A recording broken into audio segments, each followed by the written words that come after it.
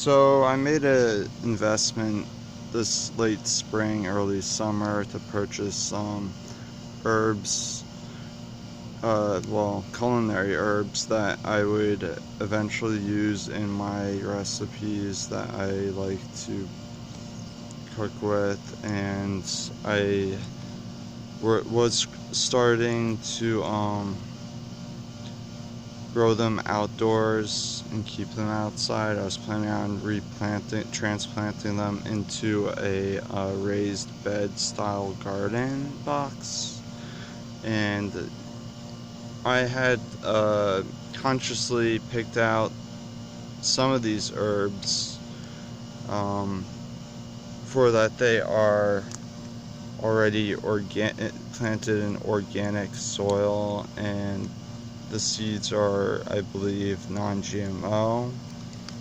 So when I say consciously, I mean that I actually spent the time to search on Wikipedia for the ones that would naturally repel insects that may attack them, or the surrounding vegetation that they would eventually surround in order to protect the, for example, my zucchini plant, which began dying.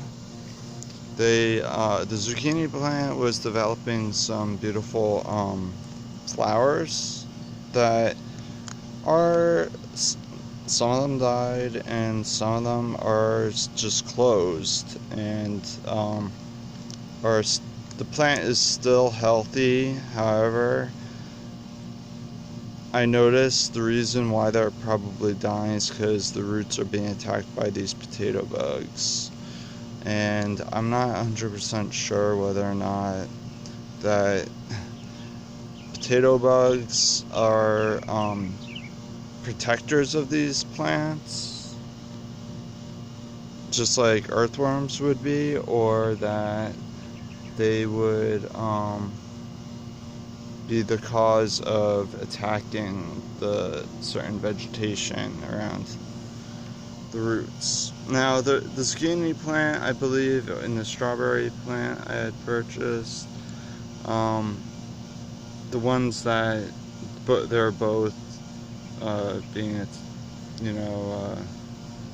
I was watering them pretty well, except on rainy days. I figure let nature take its course in that sense. However, I began to notice other insects around those plants, and these were out here for quite some time, and the ones with I figure the ones that were being attacked, such as the zucchini plant or this delicate one, before it's too late, since I think it was around $3 or $4 on each of these. They're culinary herbs.